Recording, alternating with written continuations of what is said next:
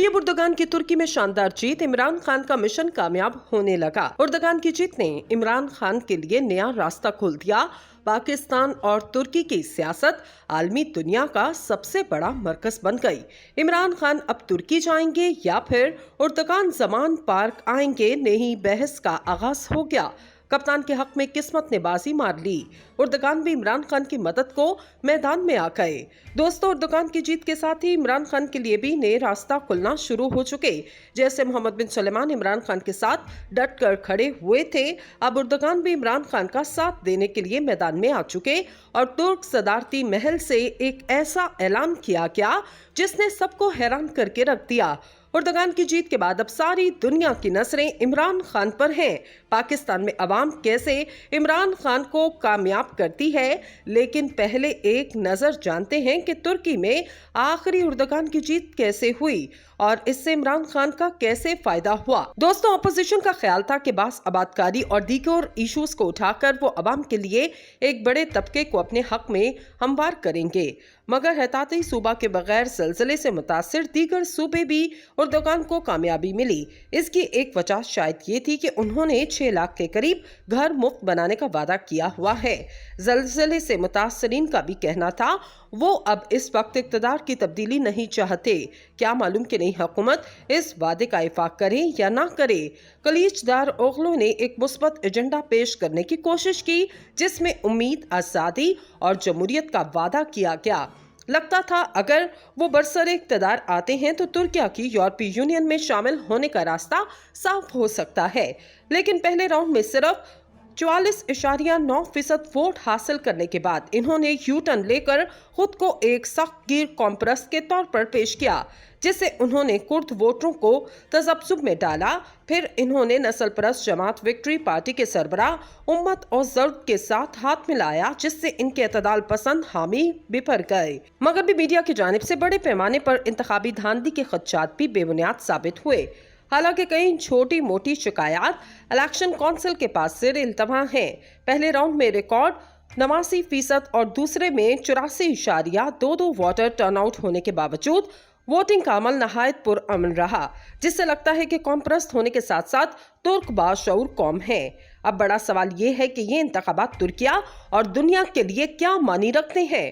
तुर्की की जियोस्टैटिक पोजीशन इसे न सिर्फ खित्ते बल्कि पूरी दुनिया के लिए एक अहम खिलाड़ी बनाती है।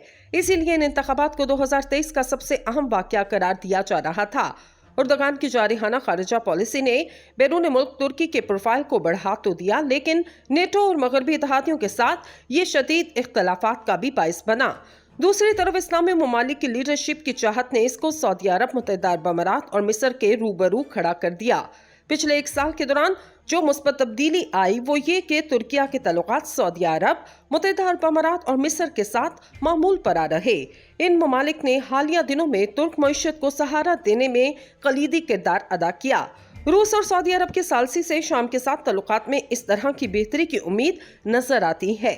दोनों ममालिक के वज़ीर दिफा और इंटेलिजेंस हुकाम ने हाल ही में मास्को में कई अदवार की बातचीत की। शायद जल्द ही रूस की सालसी की वजह से उर्दवान अपने शामी हम मनसब बशारुल असद के साथ मुलाकात करें। अब तक की बयानबाजी के बावजूद मगरिब के पास उर्दगान के साथ काम करने के अलावा कोई चारा नहीं। उर्दगान के लिए एक बड़ा चैलेंज अमेरिका के साथ ताल्लुकात बहाल करना होगा। साबिक सदर डोनाल्ड ट्रंप के साथ इनकी निस्बतन दोस्ताना ताल्लुकात थे, लेकिन मौजूदा सदर जो बाइडन के साथ ताल्लुकात ठंडे हैं। कश्मीर और हिंदुस्तानी मुसलमानों पर बयानात देने की वजह से उर्दगान ने भारतीय हुकूमत को खासा जिच किया, मगर इन ताल्लुकात में जमी बर्फ अब पिघलना शुरू हो चुकी। वो सितंबर में G20 सरबराही इजलास में शिरकत के लिए नई दिल्ली जाने की तैयारियां कर रहे। इस वजह से हालिया अरसे में इनकी हुकूमत ने कश्मीर और भारत के दीगर अंदरूनी मसाइल पर बयानबाजी को कम करने के लिए एक अमल शुरू किया। हालिया महीनों में कई सालों के बाद दोनों ममालिक के वजारत खारजा के दरमियान मुशावरती मैकेनिज्म की मीटिंग हुई। कहते हैं कि तुर्किया ने जब भारत में कोविड की दूसरी लहर के दौरान इमदाद भेजी तो इन पैकेट्स पर जलालुद्दीन रूमी की एक नज़र प्रिंट की गई, जिसका तर्जुमा और मफहूम ये था, मायूसी के बाद उम्मीद है, अंधेरे के बाद बहुत से सूरज हैं।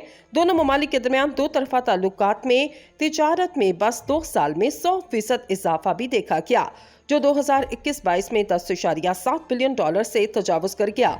2020 और 21 में ये सिर्फ $5 मिलियन थी। भारतीय कंपनियों ने तुर्किया में तकरीबन $126 मिलियन की सरमायाकारी की। तुर्क सहाफी फहीम के मुताबिक उर्दगान अपनी तीसरी सदारती मुद्दत के दौर के दौरान कोविड के मंसूबे पर तेजी से काम करेंगे। तुर्किया का ये मंसूबा एक तरह से चीन की BRT कोविड की तरह नेटवर्क प्रोजेक्ट है। नकल और हमल का रास्ता तुर्किया को अजरबैजान से बराह रास्त मुंसलिक करेगा। ये राहदारी तुर्किया को बहिराए कैस्पियन तक रसाई फराहम करेगी और वस्ती एशिया में तुर्क रियासतों के साथ एक राहदारी भी फराहम करेगी।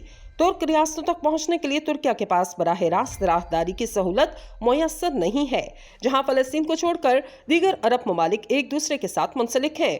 तुर्क ममालिक में से बेशतर दागिस्तान, तारिस्तान, बशखोरिस्तान तो रूस के कब्जे में है, वहीं संक्यान चीनी कब्जे में है। वस्त एशिया की तुर्क रियासतें कजाकिस्तान, तुर्कमानिस्तान, उज़्बेकिस्तान और किर्गिस्तान तक इसकी रसाई नहीं।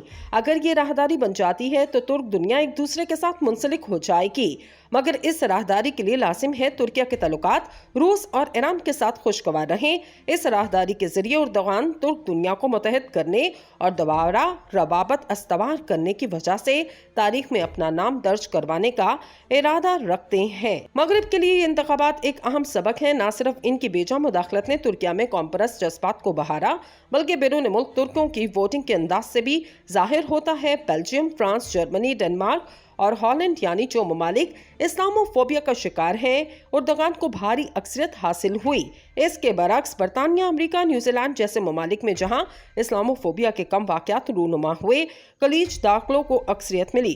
कहते हैं 570 साल कबल तुर्कों के जरिए इस्तांबुल या कुस्तुनतुनिया की फतह रोम सल्तनत के सवाल का सबब तो बन गई, मगर इसने यूरोप में नश्ता-ए सानिया की तहरीक को उजागर किया। क्या उर्दगान की 2023 की फतह एक बार फिर यूरोप और दीगर मगरबी ताकतों को एक नई निशात-ए साना की तहरीक बर्पा करने पर मजबूर कर देगी, जिसमें बराबरी और बरादरी के असूलों को अपनाकर सेकुलरिज्म की असर-ए-नौ तशरीह के साथ साथ इस्लामोफोबिया और नस्ल परस्ती के खात्मे पर जोर दिया जाएगा का शिकार है। उर्दगान को भारी अक्सरियत हासिल हुई। इसके बरक्स बरतानिया, अमेरिका, न्यूजीलैंड जैसे ममालिक में जहां इस्लामोफोबिया के कम वाक़यात रूनुमा हुए, खलीज दाखिलों को अक्सरियत मिली। कहते हैं 570 साल कबल तुर्कों के जरिए इस्तांबुल या कुस्तुनतुनिया की फतह रोम सल्तनत के सवाल का सबब तो बन गई, मगर इसने यूरोप में नश्ता-ए सानिया की तहरीक को उजागर किया। क्या उर्दगान की 2023 की फतह एक बार फिर यूरोप और दीगर मगरबी ताकतों को एक नई निशात-ए साना की तहरीक बर्पा करने पर मजबूर कर देगी, जिसमें बराबरी और बरादरी के असूलों को अपनाकर सेकुलरिज्म की असर-ए-नौ तशरीह के साथ साथ इस्लामोफोबिया और नस्ल परस्ती के खात्मे पर जोर दिया जाएगा।